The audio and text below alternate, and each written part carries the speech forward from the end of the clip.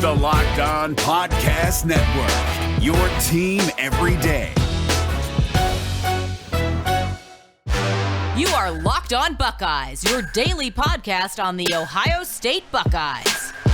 Part of the Locked On Podcast Network, your team every day.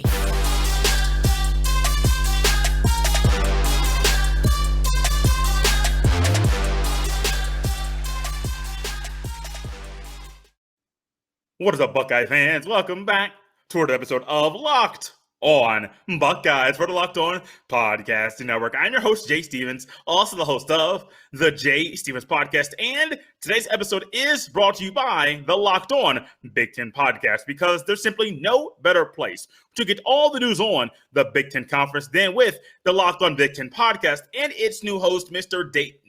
Nate Dickinson. Follow the Locked On Big Ten Podcast on the Odyssey app or wherever you get your fine podcast. It is a Monday, August 2nd in the year 2021. And no matter if you're listening to the audio version of the podcast or if you're watching us on YouTube or WKYC.com, I want to thank you for making Locked On Buckeyes a part of your day. As always, you can follow me on Twitter at JStevens07. You can also follow the podcast on Twitter as well at Locked On Buckeye. Lined up for today, we will have a fun conversation, tapped into a fun conversation that myself and Mr. Bill Bender from Sporting News had recorded this last week. Bill and I had a fun conversation about Quinn Ewers, conference realignment, how the realignment affects the Ohio State Buckeyes and the Big Ten Football Conference as a whole. But before we get to any of that, there was not just one, but there were two decommitments in the 2022 recruiting class for your Ohio State Buckeyes, the football team.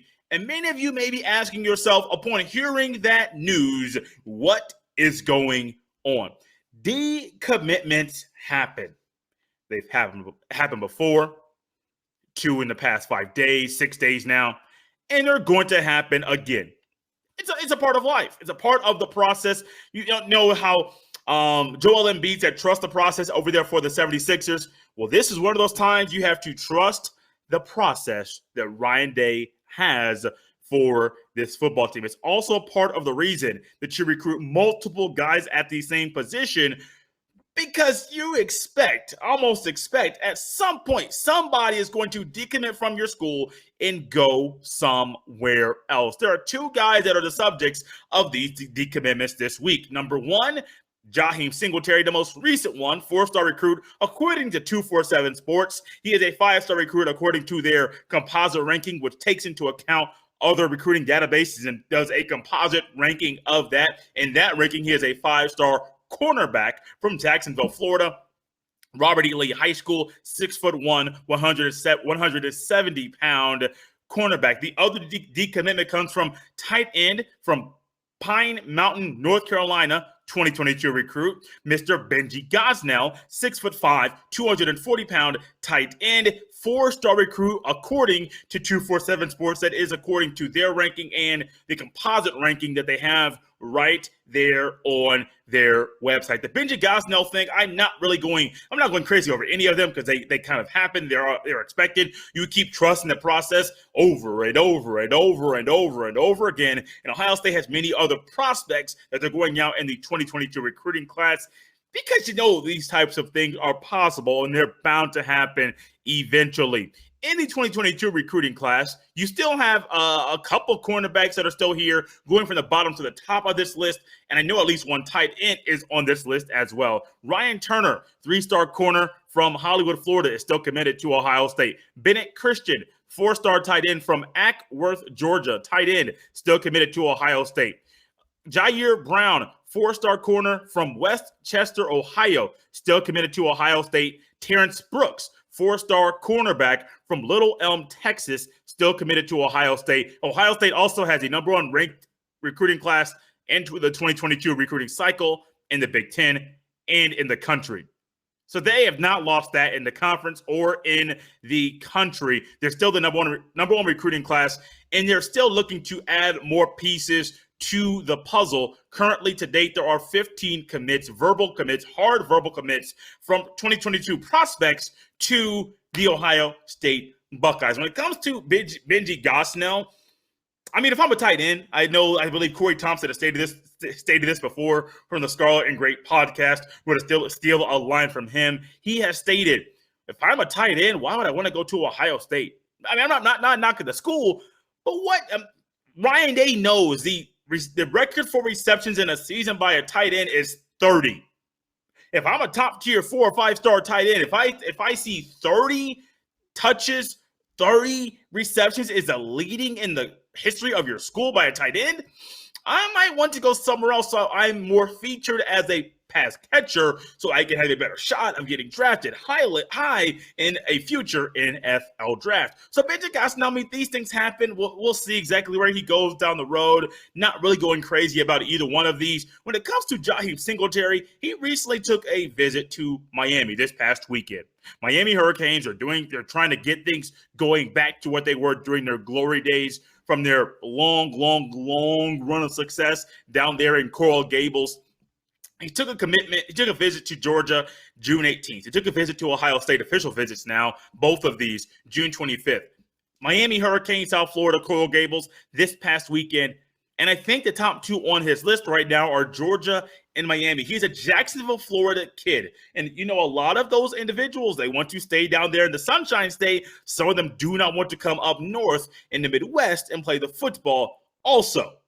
There is something called the Ed Reed effect. Ed Reed is the chief of staff down there at the Miami Hurricanes, hired before the 2020 season. Manny Diaz, head coach, is trying to do something special, try to find a way to stir up the emotion, stir up some of the memories and the pizzazz of what Miami was back then. He's trying to bring that back now, and he knew having Ed Reed there will help some of the former players be down there to help the young athletes more than they already have been. But also, Ed Reed is a future HOFer, Hall of Famer. For some of you that don't know the slang term for that, he's a future HOFer. If you're a future HOFer, or he may be already be in it, one of the two, he's going to get in.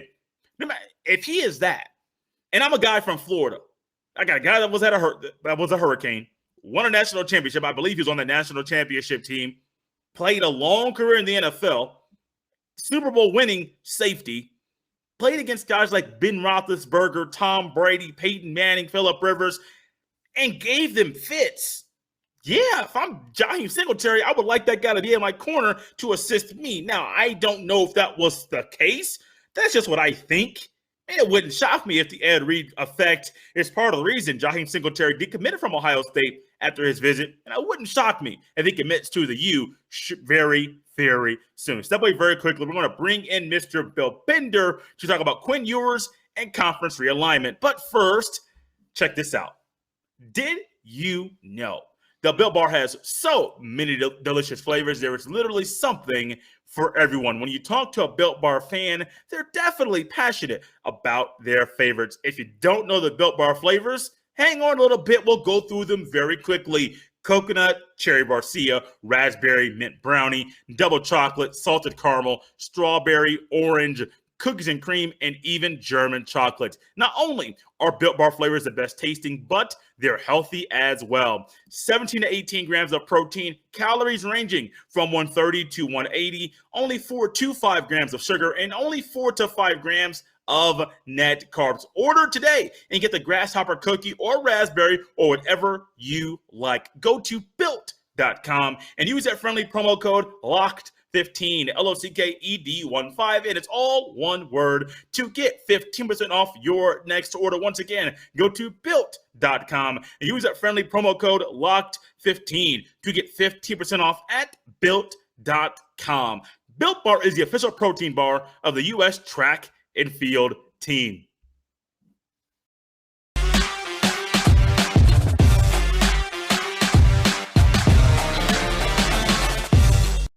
And joining us now here on Locked on Buckeyes, it is Bill Bender from Sporting News. Got the chance to meet him at Big Ten Media Days. Did a show with him previous to us meeting at Big Ten Media Days. He's back here once again. Bill Bender, how you doing?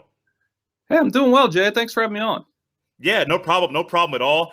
From the media days circus that was of just getting all the information that we can at Big Ten Media Days to a lot of information coming out after that, conference realignment, and then the whole Quinn Ewers thing. a high school athlete right before the season starts, either in college or high school, potentially saying, I'm going to leave school, not be a senior, go to Ohio State, that has the potential of making a 7-figure salary. Did you ever think this quick, when the NIL went into place, that we would get a high school athlete, the number one recruit in his recruiting class, to reclassify this quickly to say, yeah, I'm going to not play high school football, or possibly not play high school football, to make $1 million? Well, yeah, Pete Thamel's report yesterday, as if we needed something else to weigh in on in the last couple of weeks, right? Great reporting by Pete. Great story. Obviously, when you look at Quinn Ewers, Ohio State fans are super excited about him. I looked at, so of the last 5 recruiting cycles, and most Buckeye fans may know this, he has the highest rating other than Trevor Lawrence. They're 1A, 1B. So he's got the hair to go with it too, with the mullet and all that comes with that. But if you look at his film, obviously impressive. And I guess the question I was kicking around the day, and over the last couple days, obviously, is could he start? Are you going to take $1 million in endorsement deals, as the story said, and potentially, you don't know how much that is, to be a backup?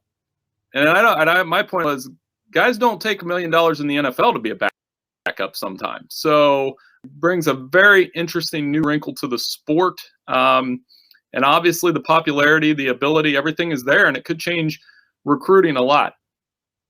I think it will. And I know the state of Texas, as I've listened to Pete Thamel, the podcast that he does, him and a couple other gentlemen there, they were talking about how this could potentially change the state of Texas and the laws there, and how they might say, well, look, if we're going to start losing people because they can't make money, we might change our rule and our law to make sure that we're keeping recruits in and to not lose guys earlier. So much going on in such a short amount of time. Name, image, and likeness, we knew it was going to come, but I don't know. I wasn't expecting it to hit so quickly, so drastically.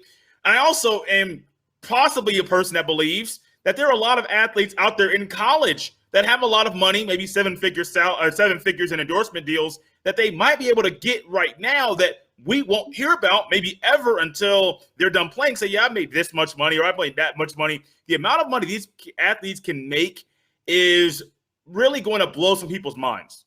Oh, for sure. I mean, I live right in the heart of it here in Pickerington, Ohio, where, the number one recruit in last year's class, Jack Sawyer, just went from Pickerington North, and Sonny Styles, whose brother Lorenzo just signed with Notre Dame, Sonny's being talked about maybe playing football and basketball. And anybody that's seen Sonny play knows that the ability to do both is certainly there. He's a phenomenal athlete, and you start to wonder, what are these kids worth? I think they're worth a lot to the Pickerington community, just in terms of the visibility that they give here, the football that they play, and everything that goes with that. So it's not a surprise that it's trickling down to the high school level, and that's Texas. And they like to say everything's bigger in Texas. Obviously, when you're have those offers, it's pretty crazy. So I think it will change the face of recruiting. I'm wondering if he ends up opting to play at Ohio State. That would throw off the quarterback competition a little bit. I mean, none of these guys have thrown a pass in college football, and all of them are obviously talented. So, like I said, we just needed more big-time storylines to write about, as if there isn't anything else going on in college football right now. You talk about the whole NIL stuff, Quinn Ewers possibly reclassifying. And speaking about other things that's really going to be not just a topic now, but throughout the entire season, even into next summer, 2022, possibly 2023, conference realignment, conference reshuffling. We saw a wave, I believe, in 2010 or 2011. I believe we saw another wave in, I believe, 2004. So this wave of conference realignment, it's here. Not sure what route the Big Ten's going to go. Kevin Warren at Big Ten Media Days left a lot of people still having a lot of questions about the way that his direction is for the conference. That's people take that for what it's worth. But conference realignment for the Big Ten, and I saw an article that you wrote about the schools that they may go after, but how many schools do you think if the Big Ten expands, will it go to 16 schools, 18 schools, 20 schools? Is there a cap on how many schools the Big Ten might add to its footprint if they do expand quickly like the SEC? I think they have to be picky. They have to either be really picky and not do anything at all, because there is some risk in adding. If they shop local, as I like to say and wrote in the article, you're going to go get a Kansas and an Iowa State. You get Kansas basketball brand, that's fine. If you go big, go to the Pac-12 maybe. Do you form a merger with that conference, bring in all those AAU schools and make a coast-to-coast league that's kind of an NFL light? No other conference would be able to say that they have schools in the Pacific, Mountain, Central, and Eastern time zone. Do you flirt with the ACC and try to make a super basketball conference, with North Carolina, Duke, Virginia, and the academic reputations that go there, and then watch? But I think the danger here, one, the SEC just became $1 billion conference with Oklahoma and Texas, and they could go for more. I mean, what's stopping Greg Sankey from going after Clemson and Florida State and Miami and making it the most ridiculous college football league ever? Mm-hmm. I don't know if Kevin Warren can just afford to sit back. And I think when you and I were at Big Ten Media Days, I don't know what your opinion is, would love to hear it, but I just think that Oklahoma-Texas news overshadowed everything else that happened in Indianapolis those 2 days. Yeah, it did. And I put a tweet out while I was there, I think it was on Friday, and I said that the SEC found a way to dominate the entire week. From Monday through Thursday, SEC media days were down in, I believe, Alabama. And then on Friday, I think the rumblings came out Thursday. On Friday, you get more news that this thing is probably going to happen. It's going to move forward, and there's more traction to it. The Big Ten media days, if it wasn't for Ryan Day being there, I mean, the Big Ten had nothing for you to write. I mean, you're going to write about things that you saw, that you were there, that you witnessed. But outside of Ryan Day and Ohio State players being there wasn't really any talking point that dominated or that went over anything the SEC did by adding Texas and Oklahoma. Now, I don't know if there's another brand as big outside of a USC in football-wise. Well, there's two. USC, they could go all the way out there to Southern California. But then there's Notre Dame. And I know a lot of Buckeye fans are saying, well, Notre Dame come or Notre Dame go. They're literally one way or another. A lot of them are not neutral. Notre Dame's in the Big Ten for hockey only. The others are in the ACC. Is there a way? And I believe that they have the writing in the contract. They're up to like 2035, 36 as far as how long they have to do some stuff with the ACC. Is there a way for the Big Ten to say, look, you join us, you keep the NBC contract, you could get out of your ACC contract, join us for everything, including hockey, and we'll make this marriage work? Is there a way for any of that to happen? I wish there was, but I think the Big Ten and Notre Dame have done this dance so many times, right? Yeah, they have. And you could go back 30 years ago, and I actually a couple years ago wrote an alternate history of Notre Dame for Sporting News, and it was one of the most fun articles I've ever written. For me, selfishly, being an Ohio kid, going to a Catholic school for 12 years, doing the Notre Dame, Ohio State, Michigan argument all through grade school, I'd love to see it. Yeah. From a football standpoint. I always talk to people and say, you look at the energy around those Notre Dame, Ohio State Fiesta Bowls and the 94-95 matchups. I mean, one of my buddies has the picture of Eddie George in his basement. A big panoramic shot of Eddie George running past everybody at Notre Dame. And I think it'd be awesome. I don't think they'll do it, though. I think they're going to stay in the ACC. They found out first of all, I think they're going to cling on to their independence as long as they can. And that's just my sense. And Jack Swarbrick's comments when they unveiled the 12-team playoff kind of reflected that. They were willing to concede a bye to stay independent. I think they're going to cling on to that as long as they can. But if this super conference model happens, maybe they go to the ACC. I think that would be their move first. And I think the ACC's best play is to grab Notre Dame and either West Virginia or take a run at Penn State. And there's their 16. And then that leaves the Big Ten in an even bigger hole.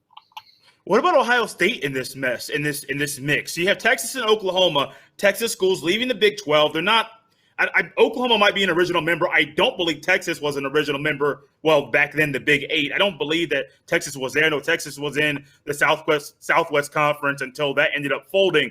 But what about Ohio State and this whole thing about conference realignment? You can go – we opened the show with Quinn Ewers, possibility of a fourth quarterback being in the QB competition going into fall camp. But then – Ohio State in this whole mix, one of the biggest brands in college football, they're sitting here saying, we saw what happened last year with the COVID and how Kevin Warren and how he handled it in the leadership role that he is in. we don't want to go through that again, but we're kind of in this marriage with the Big Ten. Ohio State, some fans will say go independent. It might boost their level of competition in the regular season. So many thoughts there. How in the world do you view Ohio State in the whole context of conference realignment? They're not going to leave the Big Ten. I know there's that narrative, okay, well, if the SEC makes this ultra super league, yeah, Ohio State, Michigan, Penn State, maybe Nebraska would be involved in that and give you a North Division that would be a lot of fun. But, I think Ohio State's at this point kind of like Alabama in the SEC, where I don't even consider Alabama an SEC school. They're kind of their own planet. They win. Sometimes they don't win it. Ohio State's won 4 straight Big Ten championships. They're going to win a 5th one. They'll probably win a 6th one. I think one of the stats that stands out to me is they're 17-0 with Ryan Day in Big Ten games and outscoring teams by an average of 30 points per game. So they do have the most weight at the table. I think as the Big Ten looks to expand, maybe the Ohio State and Gene Smith and their brass can be the leaders in this conversation. They have a little more weight. I think Michigan, from a revenue standpoint, has just as much weight, but not from a competitive standpoint right now. So you guys can get into that all you want. But I think Ohio State and Michigan, whatever the Big Ten does, those 2 schools still carry the most weight. And they'll be the leading. Ohio State's not going to go anywhere without Michigan and vice versa. That would be my opinion. People might disagree with that, but good luck, not having the other one with you. I wonder if Kevin Warren and those that are in leadership in the Big Ten would listen to Ohio State and Michigan.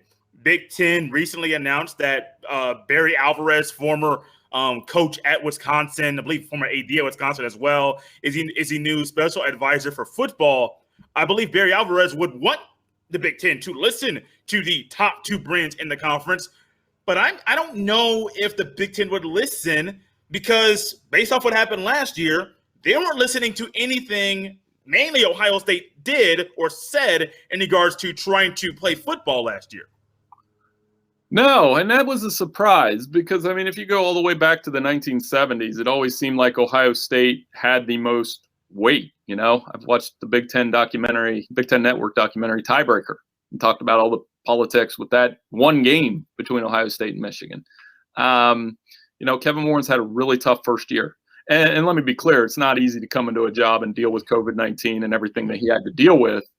But we're kind of outside that. We're not outside COVID, but we're getting there, right? So this year, to come out and say, well, we didn't know, we were just going to monitor expansion. Well, you better be proactive instead of reactive in some ways. The one thing that with college football is the SEC and the Big Ten drive the bus, right? They're the 2 biggest conferences, the 2 most passionate followings, the regionality of it with the North-South thing. It's real, right? When an SEC team plays a Big Ten school, the game has a little more heat on it, always has. You run the risk of falling way behind that conference now. And I think they have to acknowledge that and know that the Big Ten can't just be Ohio State and everybody else. That's not Ohio State's fault. Don't get me wrong. But, the SEC, despite Alabama's success, I would argue it's not Alabama and everybody else. They have 4 or 5 programs that are going to go into fall camp this year expecting to win a national championship. Yeah, I'm with you there. And myself, I prefer, now I'm just going to get a little opinionated. I prefer that Ohio State be very, very vocal like they were last year, and that with the addition of Barry Alvarez to the leadership team therefore in the Big Ten, that he's going to be an advocate to say, look, you need to listen to your member schools because they know what's going on. They have their foot to the ground every single day, knowing what's going on, and can help you, lead you in the right direction. Bill, do you have any last comments about conference realignment, Ohio State specific, in regards to things you're thinking, maybe some other things that may happen, things that are in the best interest of Ohio State or the Big Ten in regards to conference realignment? Well, obviously it's going to be fluid. And like Ryan Day said, in 5 years, college football could look totally different. And I think that's something to keep in mind. It's going to be more realignment, more NIL, more like the NFL.